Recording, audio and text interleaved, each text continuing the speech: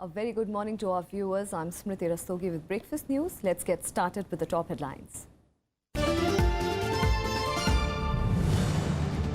President, Vice President and Prime Minister laud ISRO for successful launch of South Asia satellite. SAARC leaders excluding Pakistan jointly celebrate.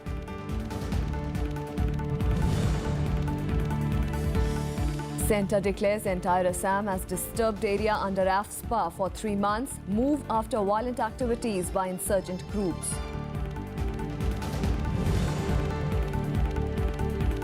Nepal Supreme Court reinstates country's first woman Chief Justice, directs Parliament to halt her impeachment.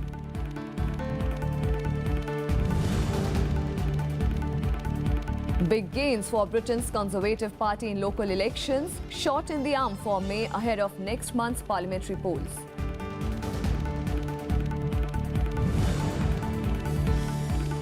And India fails to make it to the final of Aslan Shah hockey tournament, lose to hosts Malaysia to take on New Zealand for bronze medal playoff today.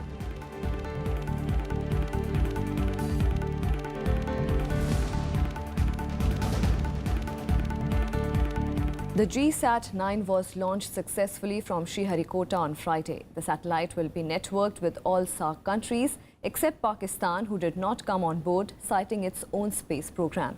The South Asia satellite was described by Prime Minister Narendra Modi as India's priceless gift to its neighbours. South Asia satellite, also known as the GSAT-09 communication satellite, blasted off from the Satish Dhawan Space Center in Sriharikota at 4:57 p.m. on Friday, going into orbit 36,000 kilometers above Earth. The satellite, which is India's gift to its neighboring countries, was launched using the fully indigenous geostationary launch vehicle Mark II. The 28-hour countdown for the launch began on Thursday. Set to propel regional cooperation between SAARC member nations to new levels, GSAT-09's successful launch is a huge boost to Prime Minister Narendra Modi's neighbourhood first policy. 7, 8, 9. We have just transported South Asia satellite, a communication satellite, from Earth to geostationary transfer orbit using our geostationary launch vehicle Mark II that makes use of indigenously developed cryogenic engine. The satellite operations and control will be carried out from our master control facility Hassan, and in the coming few weeks the satellite will reach its destination of the geostationary orbit. Built by ISRO, the South Asia satellite weighs 2,230 kilograms and has 12 Ku-band transponders. The cost of the satellite is 235 crore rupees. It is cuboid in shape and built around a central cylinder with a mission life of over 12 years. This satellite will enable full range of applications and services in the areas of telecommunication, disaster management support, DTH, teleeducation and telemedicine. The satellite was announced by Prime Minister Narendra Modi during the 2014 SAARC summit in Nepal. The South Asia satellite program, entirely funded by India, is a partnership between India and other members of the SAARC group, excluding Pakistan, which opted out of it, citing its own space program. Aruna Thakur's report for Rajya Sabha TV. The satellite launch extends Prime Minister Narendra Modi's Sabka Saath Sabka Vikas concept, also focusing on his neighbourhood first policy, targeting India's South Asian neighbours. After the launch, the leaders of the SAARC nations, excluding Pakistan, came together via video conferencing for a joint address. Let's listen into what they had to say.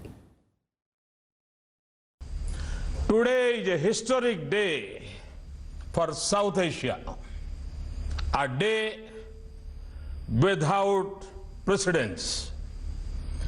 2 years ago, India made a promise to extend the advanced space technology for the cause of growth and prosperity of our brothers and sisters in South Asia. The successful launch of the South Asia satellite marks the fulfillment of that. I congratulate you and the Government of India for successful launching of South Asia satellite. I am glad that just a few days ago we have signed orbital frequency agreement for cooperation in South Asia satellite. I strongly believe that the betterment of the people of South Asian region depends on fruitful engagement in various fields of cooperation between the countries of this region. The gap between talk and action is bridged today.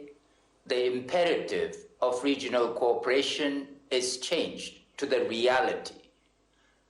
The advantages of cooperation outweigh the advantages of competition, and in the world of cooperation, we have to win a world for the poor, for the excluded, for the deprived. The launch of the South Asia satellite today is an historic moment for the world. It is historic because this is the first time that a country has launched a satellite for the free use of its neighbors. The launch of this satellite is an impressive milestone in the history of the world, one that ushers in a new era of regional cooperation. The launching of this satellite signifies India's neighborhood first policy and the vision and commitment of Prime Minister Modi towards the development and prosperity of the South Asia region. In November 2014, during the 18th SAARC summit, when Prime Minister Modi announced the launching of the South Asia satellite, the people of Maldives and I accepted the priceless gift, as I was fully convinced that it would help address a host of issues facing the region. This is a testimony to South Asia becoming self-reliant in space science. We are confident that this would enhance connectivity among South Asian countries. Connectivity is key to the development. Nepal looks forward to making best use of this facility. As government, it is our duty to provide the people the means towards a happy and prosperous life. In that regard, I hope that this initiative will support the people in the whole region by enhancing their economic and social conditions, by alleviating poverty and improving the standard of living. And while congratulating the Indian Space Research Organization on the successful launch of the South Asian satellite, President Pranab Mukherjee said that the launch will help India cement its ties with its neighbours. In a congratulatory message to A.S. Kiran Kumar, the Secretary of the Department of Space and ISRO Chairman, President said, and I quote, "The launch of the South Asia satellite, which enables a range of services in the areas of telecommunication and broadcasting, will go a long way in meeting the developmental needs of the countries of South Asia. I'm confident that the project will promote friendship and cooperation and help further cement ties between India and her neighbours." Unquote. Vice President Mohammad Hamid Ansari also congratulated ISRO on the successful launch of the South Asia geostationary communication satellite. He said that the satellite will boost connectivity and cooperation among all participating SAARC countries. He also added that the flawless launch demonstrates India's capabilities in geosynchronous satellite launching. On to some more developments. The Supreme Court on Friday upheld the death sentence of the 4 convicts of the Nirbhaya gang rape case. The court observed that the case seemed to be a story of some different world. The next option for the convicts is to appeal against their death sentence to President Pranab Mukherjee. The Supreme Court on Friday upheld the death sentence for 4 convicts in the Nirbhaya gang rape and murder case. Terming it as the rarest of rare case, the apex said the convicts treated the victim as an object of enjoyment with the single purpose of ravishing her. The apex court also called it the most brutal and barbaric attack and said the offence had sent a tsunami of shock all over. जिस aggravating और brutality से ये crime हुआ है, इसका ये rarest of rare cases में आता है. ऑनरेबल सुप्रीम कोर्ट की जो पहले की जजमेंट है, जिसमें क्लियर लिखा है कि collective conscious of the society अगर शॉक करती है तो रेयरेस्ट ऑफ रेयर इवेंट में आता है. तो उसमें लेते हुए ऑनरेबल सुप्रीम कोर्ट ने जो हाई कोर्ट की जजमेंट थी डेथ पेनल्टी की, उसको अपहोल्ड किया और इनकी अपीलों को डिसमिस कर दिया है.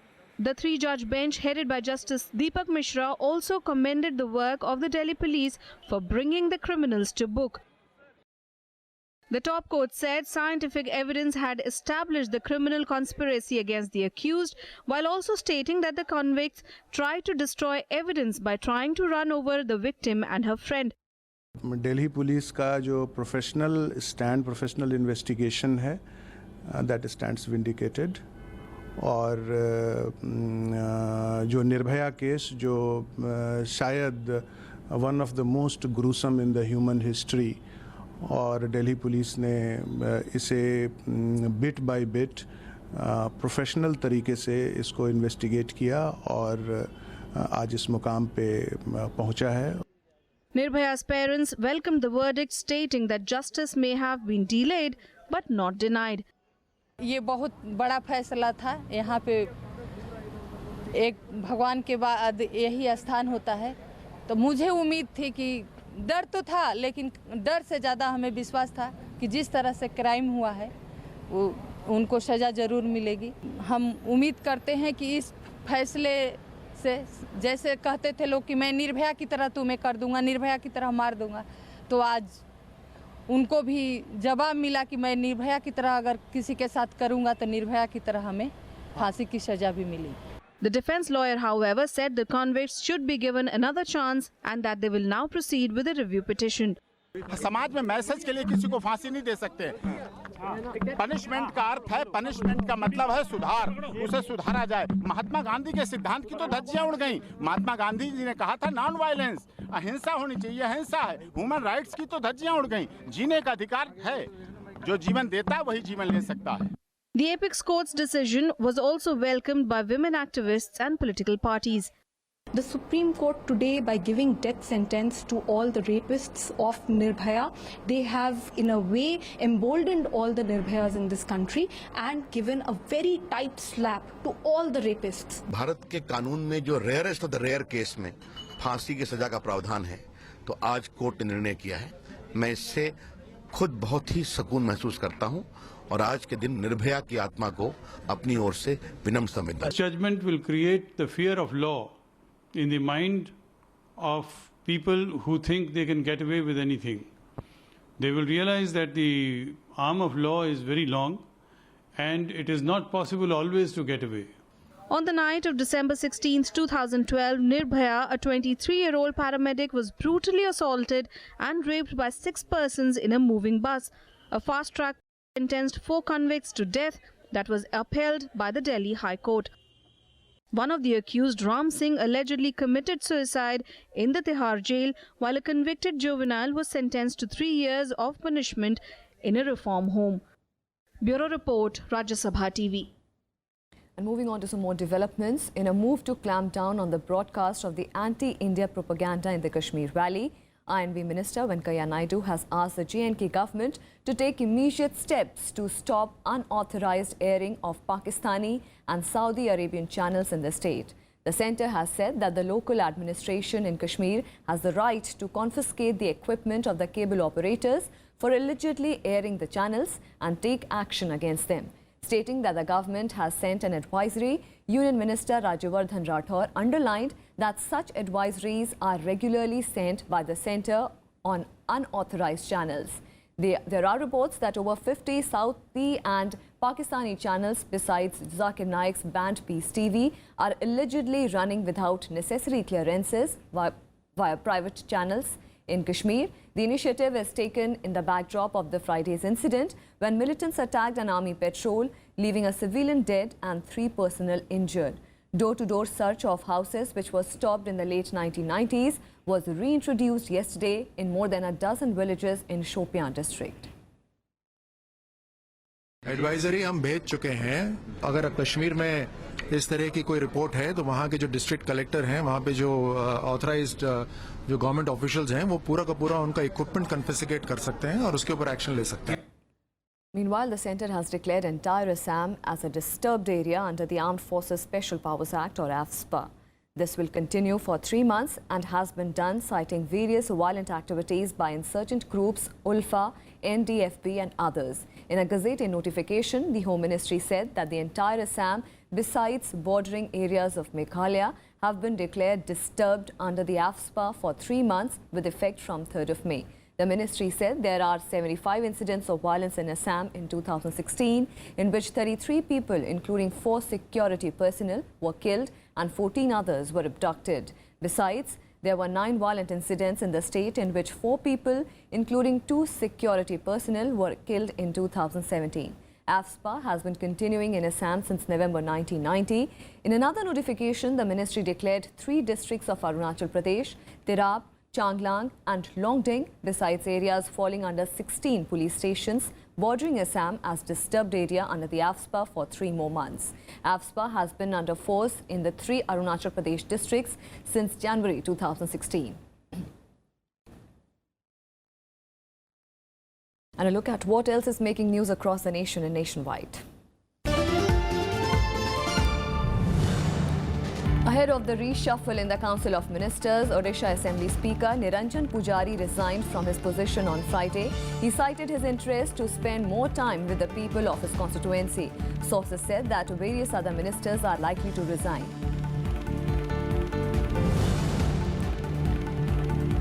The Kerala government reinstated senior IPS officer T.P. Senkumar as the state DGP Law and Order on the day the Supreme Court dismissed the state's clarification petition on his appointment with cause. According to Apex Court, he was transferred by the LDF government unfairly and arbitrarily.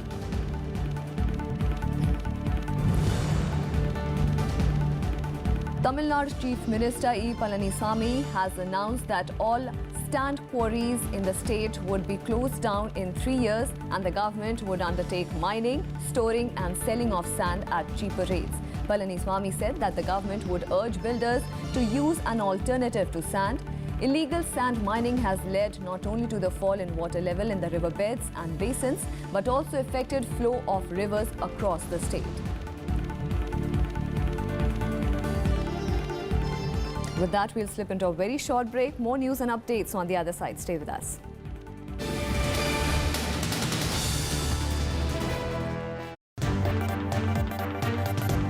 Hello and welcome. I'm Amritanshu Rai and you're watching Constitutionally Yours.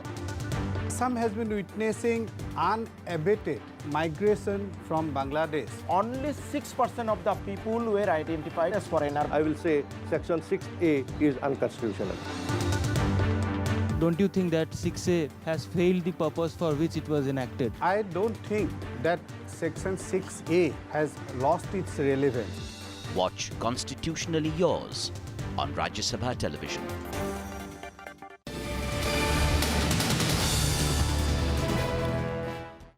Welcome back. The centre has asked the Aam Aadmi Party to furnish details of its overseas funding to it following suspicion of violation of law. In a communication, the Ministry of Home Affairs asked the Arvind Kejriwal-led party to explain certain fundings from abroad after suspecting that the party might have violated the provisions of the Foreign Contribution Regulation Act. The MHA has said that the communication to the Aam Aadmi Party was part of its routine queries sent to few other political parties regarding overseas funding to them. The ministry has clarified it is not a show-cause notice and a decision on it would be taken only after the Aam Aadmi Party submits its reply. The Aam Aadmi Party has reacted to the move, calling it a political witch hunt and a danger for democracy. The government has proposed rules to penalize unruly air travellers. The DGCA's draft rules that were issued on Friday considered a range of disturbances for which passengers may be barred from travelling for 3 months to 2 years. The government has invited suggestions from the public for the rules that it wants to implement from July. On March 23rd, Shiv Sena MP Ravindra Gaikwad allegedly beat up an Air India employee, after which all domestic airlines banned him from travelling. The matter was settled after the government intervened. Barely 6 weeks after the incident, the government is coming up with new rules for a no-fly list. Civil Aviation Minister Ashok Gajapati Raju says passengers who figure on the list could be barred from air travel for 3 months to 2 years. And that is that there is no other country in the world that actually has a national no-fly list that is based on safety. There are no-fly lists around that are based on security, where there are people that are seen to be grave threats and therefore they are not allowed to fly. But to have a national no-fly list where we've identified individuals that because of their unruly and disruptive behavior are jeopardizing airline safety will in fact be quite unique, and India is blazing a new trail in this regard. The list will have 3 levels of unruly passengers. The first category includes passengers indulging in disruptive behavior who will be banned for 3 months. The second will have passengers indulging in physical abuse or sexual harassment. They can be banned for 6 months. The last category will have people indulging in life-threatening behavior who will be banned for 2 years. Passengers who enter the no-fly list can approach a 3-member committee headed by a High Court judge that will decide their case within 10 days. As a last resort, passengers can approach an appeals committee as well. Airline खुद इसमें कोई कदम नहीं उठा सकती, सिर्फ 10 दिन के लिए एयरलाइन उसको बैन कर सकती। 10 दिन के बाद अगर इस कमिटी का निर्णय आना ही आना है और उस कमेटी के निर्णय के अनुसार होगा, और कमेटी जो है स्टैंडिंग कमेटी वो एयरलाइन के कंट्रोल की कमेटी नहीं है, उसमें रिटायर्ड डिस्ट्रिक्ट जज उसमें चेयरमैन है और एक अन्य एयरलाइन का कोई अधिकारी वो उसका सदस्य है। इस एयरलाइन का नहीं, किसी अन्य एयरलाइन का अधिकारी इसका सदस्य है। और इसके अलावा जो कंज्यूमर एसोसिएशंस हैं या पैसेंजर एसोसिएशन है उसका एक जो रिप्रेजेंटेटिव होगा वो इसमें सदस्य होगा। The draft rules also propose that passenger information can be recorded on the basis of passport or any other identity card produced at the time of booking tickets. The DGCA has sought public opinion on these draft rules on its website and plans to introduce them from July. Panchanan Mishra's report for Rajya Sabha Television. And shifting our focus on the international front, Nepal's Supreme Court has reinstated the country's first woman Chief Justice, Sushila Karki. It has also directed Parliament to halt her impeachment. Chief Justice Karki returned to office hours after Nepal Supreme Court's interim order. A single-member bench issued the order stating that the impeachment move was against the spirit of Nepal's constitution. The order was in response to a writ petition against the motion to impeach Karki. The impeachment motion against Karki was registered in Parliament by 2 major ruling parties that accused her of interfering with the executive and issuing prejudiced verdicts. And Pakistan's Supreme Court on Friday set up a high-level 6-member joint investigation team to probe Prime Minister Nawaz Sharif and his son's alleged corruption in the Panama Papers case. The 3-member panel of judges reviewed the names submitted by various departments that had been ordered to do so by the Apex Court's April 20th verdict in the case. The court also ordered the Pakistan government to provide all necessary funds for the JIT to carry out the investigation, including an initial amount of 20 million rupees. The JIT members have been given the authority to engage and associate local or foreign experts to facilitate the investigation. The JIT is bound to complete the probe in 60 days unless it is granted additional time. The next hearing has been scheduled for May 22, 2017. Meanwhile, Britain's Conservative Party made huge gains in local elections on Friday, suggesting that Prime Minister Theresa May's Brexit strategy is winning over voters for the parliamentary polls next month. The results mark the biggest gains by a ruling party in the local election in UK in nearly 4 decades. The Conservatives gained more than 500 seats and bagged 11 extra councils. Opposition Labour Party suffered losses in many of the council seats, but the biggest losers were the far-right UK Independent Party, which lost all its seats. May said that she will be fighting every day to earn the support of the British people and to strengthen her hand in negotiations with the European Commission over Brexit. A total of 4,851 council seats were up for grabs in 88 councils. The results are being described as a precedent to voting trends for the 8th June snap polls, with Theresa May set to sweep to victory. That this is a government that works for the whole country, and it is encouraging that we have won support across the whole of the United Kingdom. But I will not take anything for granted, and neither will the team I lead, because there is too much at stake. This is not about who wins and who loses in the local elections. It is about continuing to fight for the best Brexit deal for families and businesses across the United Kingdom, to lock in the economic progress we've made and get on with the job of making a success of the years ahead. And leading French presidential candidate Emmanuel Macron's campaign said on Friday that it has been the target of the massive hacking attack after thousands of emails and other files from the campaign were released online. The Macron campaign said that some genuine files were mixed with the fake ones in order to confuse people, and that it was clear that hackers wanted to undermine Macron ahead of Sunday's second round vote. The document dump came just over a day before the voting is set to begin and a few hours before candidates are legally required to stop campaigning. The documents were leaked on a file-sharing website that allows anonymous posting.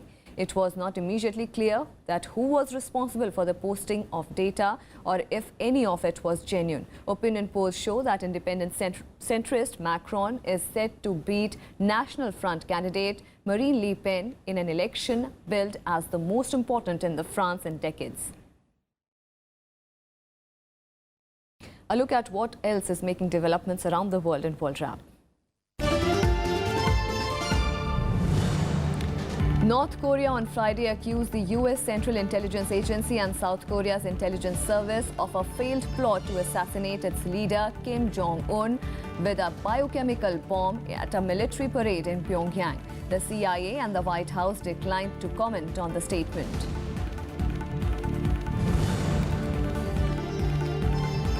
According to the Pakistani and Afghan officers, troops on both the sides exchanged fires for several hours on Friday along their disputed border. Pakistan's census team, guarded by troops from its frontier corps, was collecting population data in a village near the border town of Chaman in Balochistan province when they came under fire. 9 people have been killed and 45 have been injured. About 200 prisoners in Indonesia broke an overcrowded jail on Sumatra Island on Friday. They reportedly teared down a gate near a mosque in the prison complex after being allowed out of their cells to pray. Inmates had complained about their treatment in the jail in Pekanbaru, Riau province, and accused some guards of being violent. According to the police, 77 inmates have been recaptured.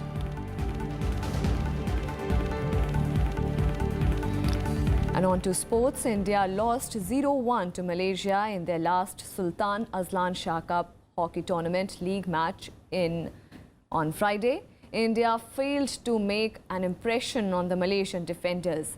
After a listless first quarters, India earned 3 penalty corners in the next 15 minutes, but Malaysian goalkeeper Subramaniam Kumar didn't let the ball go past him.